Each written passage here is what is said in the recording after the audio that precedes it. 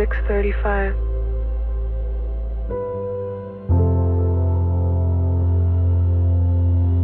Love your enemies, do good to them, and lend expecting nothing back. Then your reward will be great, and you will be children of the Most High. For He is kind to the ungrateful and wicked. Radical love, the kind that loves enemies, blesses abusers, and gives without strings, only flows from a heart transformed by grace. You're not doing this to be accepted by God. You do this because you've already been accepted in Christ. Your Heavenly Father loved you when you were ungrateful. Now that same love fills you, overflows from you, and makes you shine as a child of the Most High. Making amends means you choose the cross over your pride. You reflect your Father's heart by loving not because they deserve it, but because He gave it freely to you.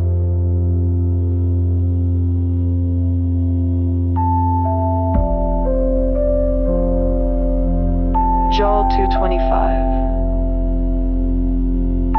I will restore to you the years that the swarming locust has eaten, the great locust and the young locust, the other locusts and the locust swarm,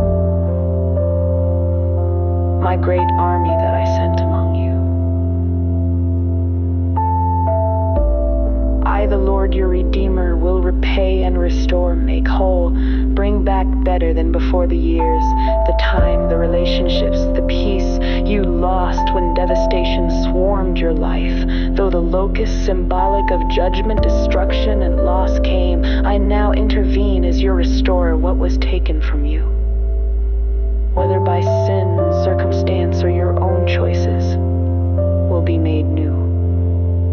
This is not a restoration earned by repentance, but one gifted because of covenant love and my divine mercy.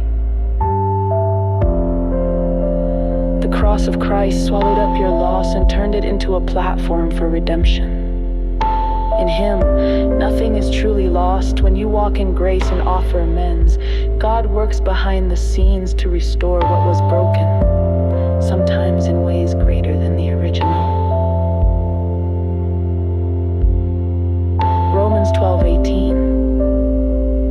If it is possible, as far as it depends on you, glad peace with everyone. The cross made peace possible between heaven and earth. Now you carry that peace into every relationship. You're not responsible for their reaction. Only your response, making amends, doesn't mean fixing everything. It means offering peace from a posture of humility, grace, and love.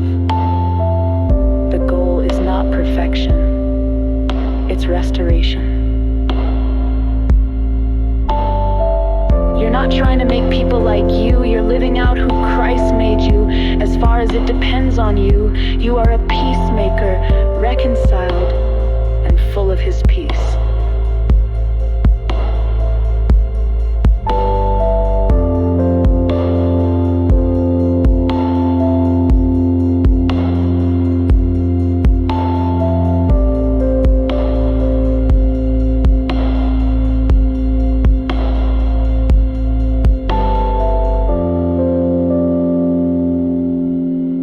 Grace and peace to you from our Father